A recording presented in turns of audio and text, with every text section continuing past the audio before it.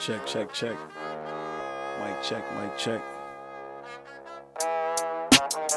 All we got is us look down the bench like it's championship or bust. Next man up. All we got is us look down the bench like it's championship Peace and or power bust. to you. Next What up, what man up, what up? Welcome to Bucket for Bucket podcast. I am your host, Rem. I am excited to talk NBA with you. Happy to have y'all. But before we go any further, please do subscribe at Bucket for Bucket podcast. You could also follow us on Instagram, Twitter, and TikTok at B4Bucket podcast. And, get the latest news on the NBA. The playoffs was crazy. It got real spicy last night. 2 games on deck. Jimmy Butler cooked the Bucks. He goes off for 56, and the Lakers win in OT. Oh, man, the name of this episode today is On the Ropes because we have a lot of teams on the ropes fighting for dear life. Couple teams down 3-1. And also, teams without home court advantage doing it, too. So, this is a real huge for the NBA right now. We got a lot going on. Shout out to everybody who was tuning in to Bucket for Bucket podcast. I just want to say thank you. This is sponsored by Freedom Over Fear Records. Today and every day, put freedom over fear. If there's anything holding you back from your life purposes, may you be free of that. Let's go. Like I said, don't forget to hit that subscribe button. But let's start. Let's kick it off with Miami. Yesterday, Jimmy Butler scorched the Bucks for 56 points, one of the greatest performances in Heat history. The Heat don't have much of a history besides those rings that they won.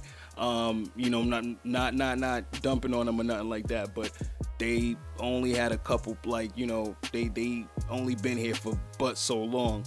But with a team that had Alonzo Mourning, Tim Hardaway, Dwayne Wade, and LeBron James, for Jimmy Butler to have the greatest performance in playoffs history is amazing. I'm not even gonna lie. Shout out to my boy Face, always talking that junk on that chat about his Heat, but Jimmy Butler is a dog. We can't deny that at all. He went off. He scorched Giannis, the injured Bucks. I just want to say that Heat are taking full advantage of what's going on with the Bucks and their health, and that's something you got to do, not even knocking them. I wish we had a fully healthy roster around all NBA teams this year just so that we could see everybody at full capabilities, but shout out to Miami for doing what they got to do because they got injuries too. They got people out. And they definitely fighting for dear life, and they got one more to go. So comment, let me know, do you think that the Bucks actually come back and make this a series, or if it's a done deal? Let me know your thoughts and feelings. I'm not gonna lie to you, I saw Miami this season. I wasn't impressed with the Heat this season. They had a lot of shaky stretches during this season. So I can't say I'm fully confident that they're going to close this one out, but I would like to see them close this one out because I'll get to why I would like to see them close this one out and beat the Bucks. But let's jump into that Lakers-Grizzlies game. Now, Lakers-Grizzlies game, oh my. Anthony Davis did not have his best game, but he woke up in overtime yesterday, so it was nice to see that. Nice to see him play defense. I think he had another 5 blocks or something like that, a good amount of boards. He's doing what he had to, but he did have a slight injury, which slowed him down. We're not shocked. Yes, Anthony Davis gets injured a lot. We are not shocked. But it was good to see him stick it through, tough it out, and continue to play and be there for his boys. But 38-year-old LeBron James, oh my, 20 and 7 assists. He had 2 blocks. Wow. At 38 years old, the oldest player to record a 2020 game.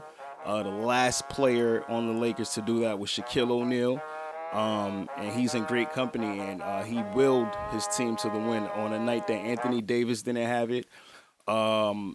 The team, honestly, the other guys really didn't have it. You look at D'Angelo Russell, he hit huge shots in the fourth quarter, and he is one of the main factors that they were able to even bring this to overtime, which is huge. But if you look at it, he was like a minus 19, a minus 16 on the board. So they didn't all play great altogether, but those shots in the end, and Austin Reeves, they put in that work. The others, they really stepped up, and that's something that you have to do at home at all times. So shout out to them for closing it out. And then LeBron James, A lot of people want to talk junk, want to talk and say that he's not clutch, but he showed you at 38 years old. He showed you why he's one of the greatest players to ever lace him up and step on this court.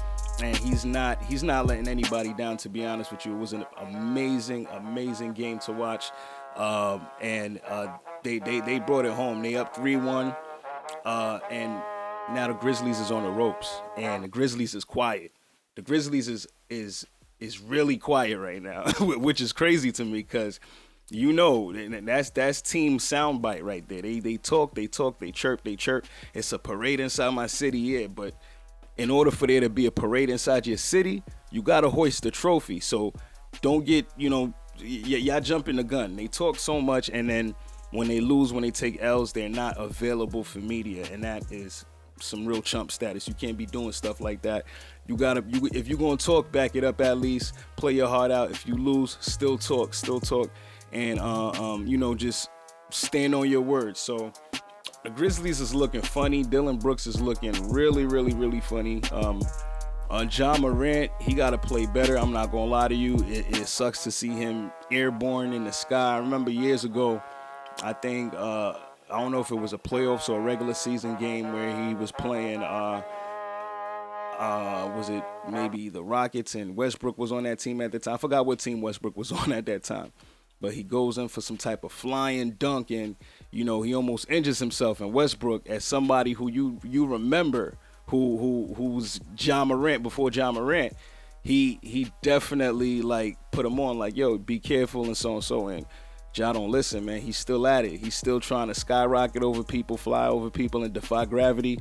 And he done hurt himself a few times, so he gotta be real careful with that. I know I saw people talking crazy on Twitter about getting rid of the charge and stuff like that. That's straight buffoonery. Why would you get rid of the charge? You guys want to soften the game up so bad. I understand it's part of the game. It's a contact sport. It's not football, but it's a contact sport. You will get hurt on some plays and certain stuff that you do. There's records of Kobe and Jordan saying they ain't take charges, and they ain't do it on purpose because they know what it will do to them in the long run. You keep falling on your back like that, you only get one back. There ain't no back transplants, guys. So as you get older with age, you keep drawing them charges, you'll get hurt. You do it at your own discretion, but it's not something that they should take out of the NBA because it's part of the defense. It's part of it's part of the game. Don't try to destroy the game because y'all soft and y'all don't want to see certain things. Just tell Ja Morant to stop trying to do these anime dunks and go crazy in the air and hurt himself along with other people too. He has to do better. He was already injured and he still went and he flew over, tried to fly over LeBron. LeBron drew that charge. I think that was his 61st or 62nd of the season. But hey, look, more power to him. But I want to talk to y'all. How y'all feel about the Grizzlies with all the chirping and all the silence that they got now? Do you guys think that they will pull it through in Memphis next game and take this to another game? Because, like I said, they are on the ropes. They are on the ropes. Tonight, I'm not going to lie, we got 3 games tonight on the schedule. Let's see what we got on the schedule tonight in terms of the NBA. Because, like I said, on the ropes is the name of this episode. We got the Atlanta Hawks versus the Boston Celtics. That is in Boston. Atlanta is down 3-1. We have the Minnesota Timberwolves and the Denver Nuggets playing at Denver. Minnesota is down 3-1 on the ropes. And then we have the we have the Los Angeles Clippers and the Phoenix Suns playing in Phoenix. LA down 3-1. I'm going to give you a quick analysis. My opinion, I think everybody's going home tonight. 1-2-3 Cancun. 1-2-3 Cancun.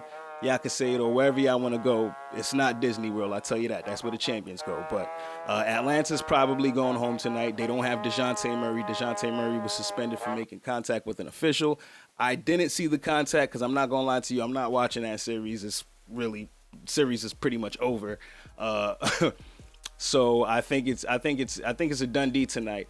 Minnesota and Denver. I saw Anthony Edwards. He played his ass off the other night. took Denver to OT, and they did not, and they were able to pull it through. But y'all going home tonight. I'm confident in saying that. I don't think Denver is going to lose home court with the opportunity to advance to the next round in front of their fans. Now the Clippers and the Phoenix Suns. The Clippers are the biggest disappointment. One of the biggest disappointments in NBA history. I'm not going to lie to you because we've been talking about the Clippers for forever. Kawhi Leonard and Paul George have only played in a playoff series in 2020. I believe that was the bubble that they lost. 2020, guys. That's horrible. That's horrible. We've been talking about Paul George and Kawhi Leonard possibly being the next MJ and Pippen. I remember, I didn't say it. They said it. The media, the other people, they said it. They made their comparisons. They said it, so don't come at me. But this was the crazy talk at some point. They got all of these things. They did all of these changes. They got this. Kawhi Leonard can't stay healthy. Paul George can't stay healthy. It's a mess in Clippers. I'm telling y'all now, that was their last rodeo. That was their last dance. The Clippers. I believe that this team will be broken up in the offseason. There will be no more Los Angeles Clippers. I don't know if they'll keep Kawhi. I don't know if there's any interest or a trade market, but they need to reboot that and start all the way the hell over. I am so disappointed in the Clippers and what they've been doing these past couple years. They just been beating up on the Lakers in regular seasons. They never gave us a playoff series with the Lakers. They never made it to the finals. They never did anything. So it's like, it's a mess. I'm not going to lie. Kawhi and PG, they're amazing players, but availability is everything, and they are not available. Shout out to my man Brody, Russell Westbrook. He has been putting on a show, doing his thing. I am happy to see him continuously just continue to ball despite all the haters and all the critics. Russell Westbrook, shout out to you, Brody. Continue. I hope that, he's able to find a home next season if he doesn't continue with the Clippers. But I wish Russell Westbrook nothing but success, because people don't realize how hard it is to play this game, how hard it is to win in this game. And he's a Hall of Famer. He has played 110 miles an hour for his whole career. He rarely misses games, and he's there for his team. He's a great teammate. Russell Westbrook does not get the credit he deserves, so we are giving Russell Westbrook his flowers right here on Bucket for Bucket podcast.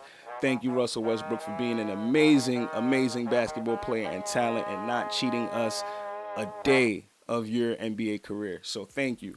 But you guys are going home tonight. Unfortunately, Phoenix is cooking. We're going to see what that do. Tomorrow, Wednesday, it is...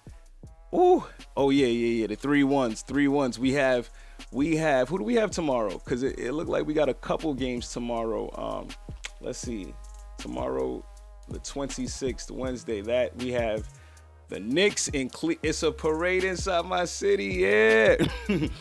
Yo, it's a real parade inside our city. You already know New York City, stand up. You already see you. I'm sorry. Let me get into it, because I'm gonna talk. If I'm talking Knicks, I gotta suit up. I gotta get into character. I gotta talk about my squad. They doing a damn thing. You already saw how it was game 4 when we went up 3-1 at the Garden. Did what we had to do. Locked up Donovan Mitchell. Locked up the team. Julius Randle did not have a good game. Guys, Julius Randle is coming from an ankle injury. He is still injured. He's not 100%. Please be patient with Julius Randle. He is also being defended by an exceptional defender in Evan Mobley, who has a 7'1" wingspan. He's pretty big. He's pretty, pause. He's pretty, he's out there. So it's like you definitely have issues with, playing against that type of height and everything like that. But here's the deal. Julius Randle, you need to stop playing like he's Stephen Curry. You need to lower your head and take it to the paint, take it to the rack, take it straight to the Baja, and get to that line. Game 1, he played amazing, and that was in Cleveland. I think he had about 19 and 10. I believe that the Knicks will close it out in Cleveland on Wednesday, and we will have an exceptional game from Julius because of the fact he won't be playing at the Garden. I think it's so hard to play at the Garden, and when you have guys that put the type of pressure that we put on Julius Randle, sometimes it gets a little bit crazy. But I can't go forward without highlighting guys like Josh Hart, guys like RJ Barrett, who has stepped up. I have to shout out RJ Barrett because I've been like you check our chat, our group chat. The homies know what's up. I talk my shit about RJ because he got to step up. He got to step up. You see what John Morant is doing. We're not going to talk about Zion because we see what Zion doing. We don't know what Zion's doing. But yeah, we gotta highlight that RJ had big playoff games for the Knicks, and that's huge. He got the RJ Barrett chance that we ain't hear since last year. We ain't hear that since last year, and they played so well that my man D Rose got to get on the court and get his love and get, it's sweet. It's sweet to be a New York Knicks fan and to see us win. I'm excited about that. But let me step to the next teams real quick. We're gonna get back to the Knicks. We're gonna get back to, at the end. We're gonna talk about this because I have something to say to y'all. How huge this is for the NBA. Next, we have what's that other series? We got the Golden State and the Sacramento. That series, oh man.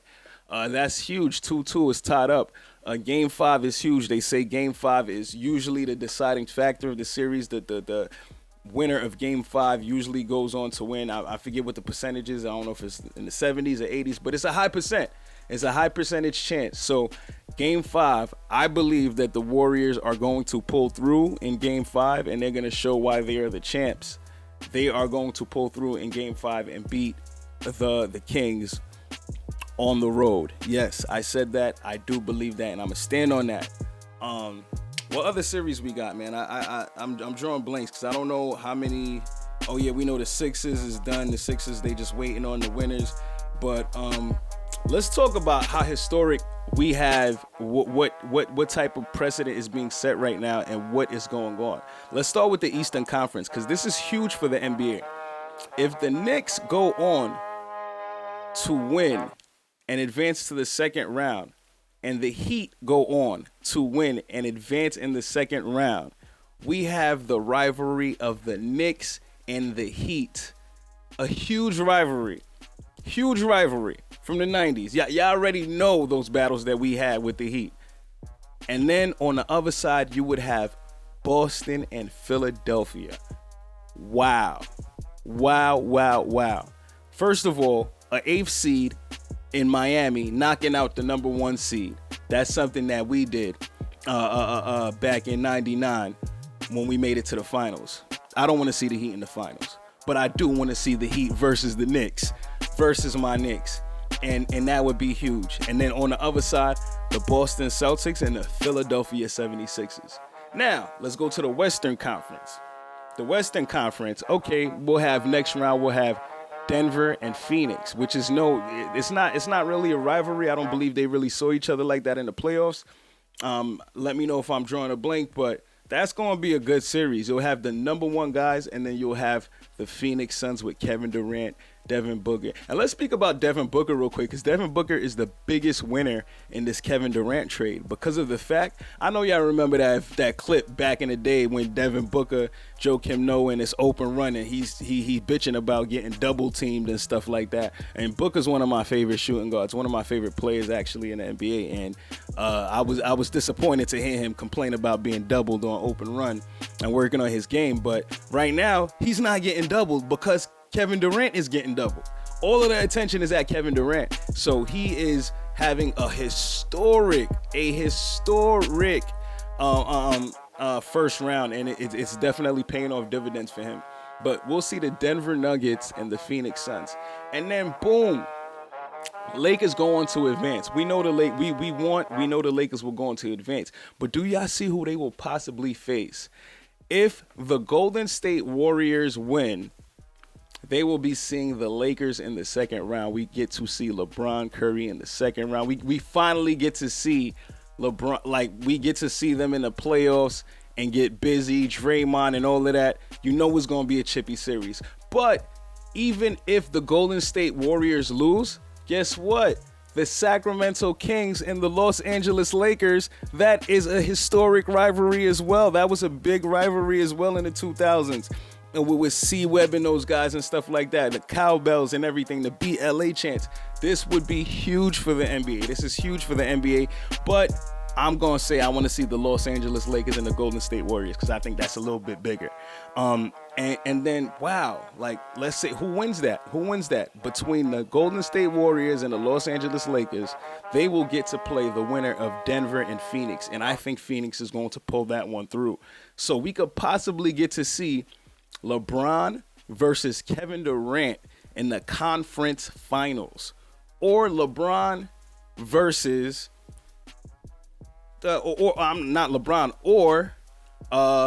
Stephen Curry versus Kevin Durant in the conference finals. That could be huge. That could be huge. Sorry, guys. I was looking at the other camera. I'm sorry about that. I apologize. But yeah, that would be huge.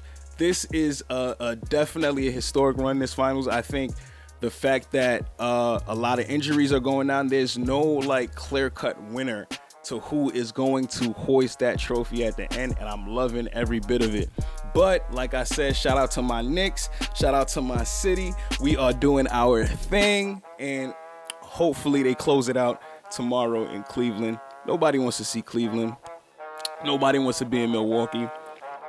It's about the popping cities right now, and right now it's looking really nice for the NBA, really nice for the playoffs. I'm loving what I see. And this definitely has to continue. But I'm about to wrap it up real quick. I just want to thank y'all for tapping in with me on our first official episode on Bucket for Bucket podcast. We actually are a little bit early. We just had to tap in because the playoffs been so spicy. I don't even know when this episode is going to drop, to be honest with you, but we had to tap in because the playoffs is so spicy right now. We had to talk about it. But our real start was supposed to be in May for the WNBA season, so we could talk about our girls, because Bucket for Bucket podcast ain't just NBA, it's WNBA, it's basketball in general. We highlight people. We definitely want to tap in with those conversations with you and just talk and chop it up and everything like that. So definitely stay tuned. We have a good season ahead of us. This playoffs has been great. We're going to talk about some of the player awards that are coming up, and we are also going to even make our own player awards. So it's going to be a dope season. We're going to have a couple guests. It should be fun. Let me know if you got any questions. Y'all want to chop it up about the playoffs. Y'all got any predictions? But it's definitely spicy. So like I said, I'm a share a playoff bracket with y'all. I'm gonna go with my predictions. I'm gonna let y'all know how I think everything is going to play out. Real talk. Like I said, I think next round we're going to see the Knicks and the Heat. We're going to see Philly and Boston. We're going to see Denver and Phoenix. And then we're going to see Golden State and Los Angeles. That's my predictions for what we're going to see. Let me know how y'all feeling. Again, we got a lot of teams on the ropes fighting 3-1, fighting for dear life. Let's see who pulls it off. Again, I am your boy Rem. Thank you for tuning in with me. Follow me on all platforms at Real Remedy Music, and definitely tap in FOF Bucket for Bucket podcast. We out. Enjoy the playoffs, y'all. Peace. All we got is us, look down the bench like it's championship or bust. Next man up. All we got is us, look down the bench like it's championship or bust. Next man up. Yeah, the strong survive, the will to rise. Get rich or die, I kill for mine. Look in my eyes, get out the lane, you see the drive. If this a game of thrones for throne, that make me catch a bone. I'm cold, my name is Stone, born winner. Now all you gotta do is trust, look at the bench, yo, the championship a must. We like next man up. Yo, they ain't training hard as me, those 2 a days I hardly sleep. Suicides me 3 a week, but it's just me because they sleep. Roll 2 and